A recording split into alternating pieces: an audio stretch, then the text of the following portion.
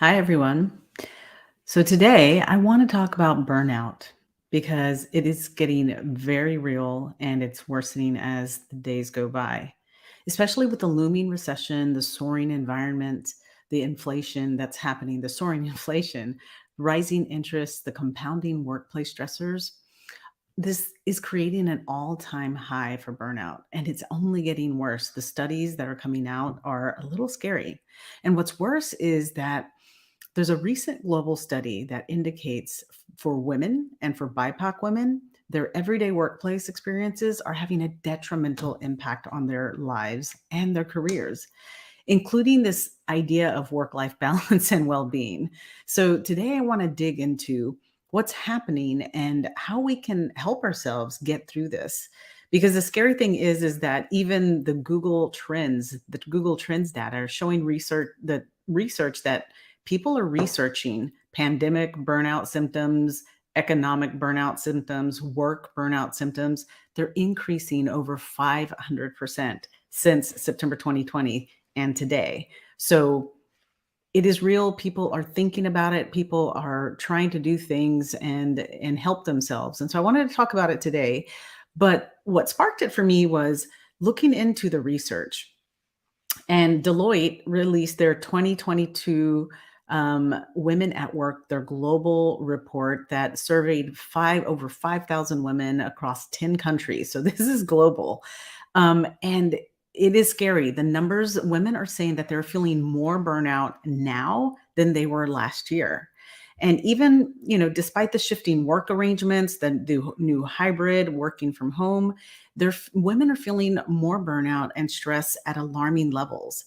53% of women say their stress levels are higher than they were a year ago. 46% are saying they just completely feel burned out, right? Because it makes sense. Prolonged stress causes burnout. And 33% are reporting that they've taken time off due to just mental health challenges because they are trying to deal with the stress and the burnout. And 39%, which is, I think, even more harder to swallow, is that 39% of the women don't feel comfortable talking about burnout at work or using that as a reason why they need to take some time off or some time for themselves. And so it's compounding and it's causing a lot of issues in the workplace. Like 40% of women are actively seeking new roles and they're citing burnout as the reason. So employers need to start paying attention to this because people are wanting to leave their jobs because of burnout. And 60% of people who have already left their jobs, so part of this great recession or the great, individuals leaving the great resignation, 60% of them cited that it was because they, one, stressors at work and burnout, but two, there wasn't room for advancement or they didn't see that room for advancement. And what's even worse is that women, ethnic minority groups, BIPOC women are more likely to feel burned out than the majority group. And so this is all coming out in the studies. And it's definitely something we need to pay attention to because there is just, you know, increased stressors. And now with the looming recession, the inflation rates, the cost of things going higher, job security because of the economic recession that's coming and looming, companies cutting jobs left and right.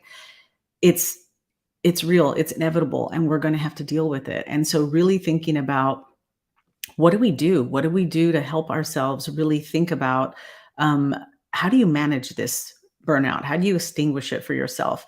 And really, we have to take intentional steps for ourselves and really do some introspection to figure out what is at the root cause of it for yourself. And you really have to dig deep, look into it, and to detect what is really causing it for you, what will help you regain balance and help you feel healthy and hopeful again. And so let's really think about what is burnout.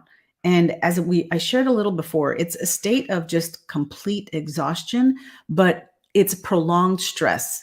So stress and burnout are two different things, but we all tend to use that word interchangeably where I'm stressed out, I'm burned out.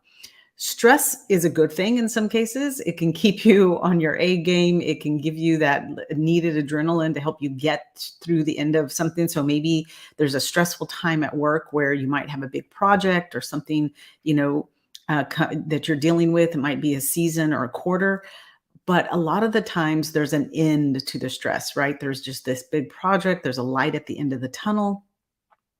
But burnout is caused by just compounded, prolonged stress where it's just there's a lot of stressors and there's no break, there's no light at the end of the tunnel. And so that prolonged stress will then kind of fuel the burnout and cause feelings of overwhelm. You feel emotionally drained, and it's just hard to keep up with everything on your plate. And then you begin to lose motivation to keep going. And that stress really creates, just um, loss of momentum, loss of motivation, hopelessness.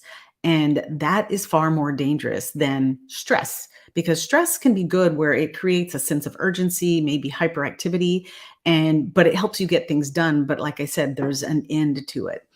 When you start seeing compounding stressors where they're overlapping and there's just no room, you feel like you're drowning and you can't get your head above water, that's when you really need to start, stepping back and recognizing that you may be showing symptoms of burnout. And, it's one of those things where you need to distinguish, is it just a little bit of stress that's going to help you get over the edge and be more productive, or is it actual burnout? And so we want to make sure that, what are some steps that we can take, right? What are the steps that we can take to really start identifying this? And a lot of it is self introspection. We can cause some of this stress and burnout, especially if we, are prone to for perfectionism, or we're micromanagers, or we need to do everything ourselves and we're not learning to delegate or learning to just let go and let good be good enough instead of striving for great or for perfection. And so sometimes we can add a little bit of that onto it ourselves. So we want to make sure that we are doing everything that we can. But one of the most important things, and they're simple, right? Let's talk about steps that you can take to avoid burnout. And these are things that anyone and everyone can do. It's not rocket science, but what it is that you have to hold yourself accountable and actually do it. And so it doesn't cost anything. We can all do it. But one of the main things, I'm going to share a few things, but one of the main things, and it's the easiest one in the world, is sleep. And sleep is nature's greatest healer. And, I remember reading about it when Ariana Huffington shared her story of how she, had a huge almost medical emergency because she just was lacking sleep and she passed out, got hurt, and then realized that, she was burned out, overwhelmed. And so sleep is important. And there are many other experts that advocate that sleep is the best elixir, right? So you need to create an environment for sleep and set boundaries and hold yourself accountable. And I know that we all can say, listen, I'm too busy. I barely get 4 hours of sleep. I'm challenging you to really challenge yourself to get that 7 to 8 hours of sleep, 9 if you can. All it takes is a little bit of planning, boundaries, and being unapologetic to those, distractions that cause you not to go to sleep. But sleep really is the key thing that's going to help us with this idea of burnout. And, maybe you need to just set that boundary. Chores can wait, dishes can get done the next day. It's, putting yourself first and thinking about that sleep so that you can avoid the burnout and you can keep going, especially in this challenging environment. So, other things like making your sleep environment a little bit more conducive, spa-like, using essential oils, making it quiet, blackout shades, sleep with an eye mask, just making sure that you tell people how important, sleep is for you, the family, everyone around you. Maybe challenge everybody to have, a sleep challenge with you. But that's what we need to really think about, is sleep is important and it really does help combat burnout. The second one that I found really fascinating was the idea of play. Um, being playful. And what I mean by play is it's not going and working out or any of those things, because yes, that's a great outlet. But the studies have shown, one of the latest HBR articles said that it's really finding a creative outlet, right? Creativity is the best outlet to kind of prevent burnout.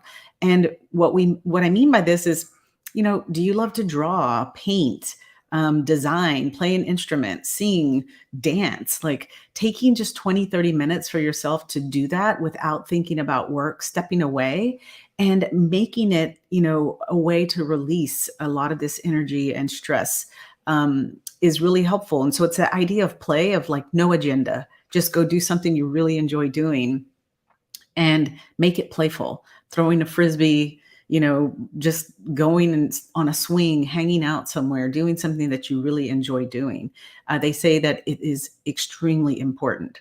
And then the third is actually finding time for yourself, not the play or anything of the sort, but finding time for yourself to just meditate, to think about, just be alone by yourself in your head, introspective, really trying to understand the main reasons, that maybe you're burning out. And it's because we keep pushing ourselves to the end, where we don't take breaks, we don't regroup, we don't like get in our head and understand, give ourselves the time to heal.